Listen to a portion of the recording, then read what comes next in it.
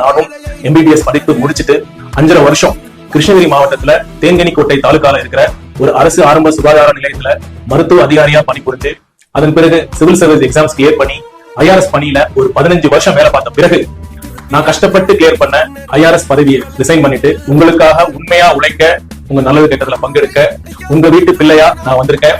எனக்கு ஒரு வாய்ப்பு கொடுங்க. கண்டிப்பா நல்லது செய்வோம், நல்லது மட்டுமே செய்வோம். நாங்க வர சொன்னோமா? இல்ல எங்களை வந்து காப்பாத்துங்க காப்பாத்துங்கன்னு நாங்க வாயிலையும் வயிற்றுலையும் அடிச்சுக்கிட்டோமா? உங்களுக்கு இதன் மூலியமா பவர் கிடைக்குது அப்படின்ற ஒரே விஷயத்துக்காக தான் வரீங்க.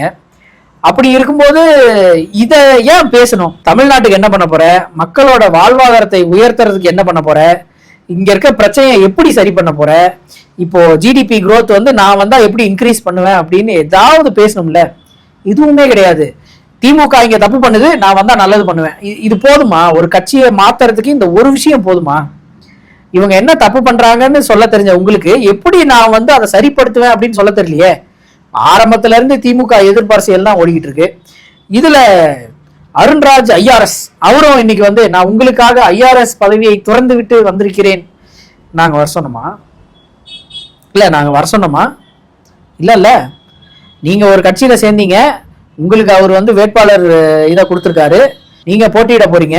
நாங்க உங்களை ஐஆர்எஸ் பதவியை ரிசைன் பண்ணிட்டு வாங்க, நாங்க உங்களை வந்து எம்எல்ஏ ஆக்குறோம் அப்படின்னு நாங்க சொன்னோமா?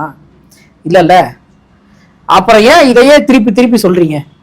இது வந்து இதை கேட்கும் போது மக்களுக்கே ஒரு மாதிரி வெறுப்பாகுது.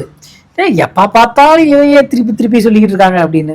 20ஆம் தேதி வரைக்கும் இதையே தான் திருப்பி திருப்பி சொல்லுவாங்க. நான் கரியரின் உச்சத்தில இருந்து நான் லக்ஸரி லைஃபை விட்டுட்டு நான் வந்து எத்தனை வழிகளை தாங்கிட்டு என்ன வழி என்ன கடும் கோபங்கள் வருது இதெல்லாம் கேட்கும் போது. நான் சொல்றதா, இப்போ நான் எவ்வளோ வேலையை விட்டுட்டு இந்த வீடியோவை பேசிக்கிட்டு இருக்கேன் தெரியுமா?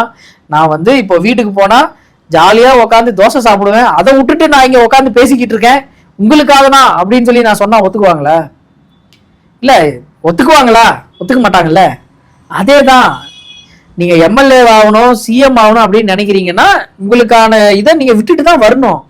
அதுதான் நீங்க வந்து மக்களுக்காக பண்ற சாக்ரிஃபைஸா? அதையே திரும்ப திரும்ப சொல்லிக்கிட்டு உங்களோட ஃபேன்ஸை தாண்டி மக்கள் வந்து யோசிக்கிறத பத்தி நீங்க துளியளவும் யோசிக்கிறது கிடையாது. கேள்வி கேட்டா பதில் சொல்றதுக்கு உங்கள்கிட்ட பதிலும் கிடையாது.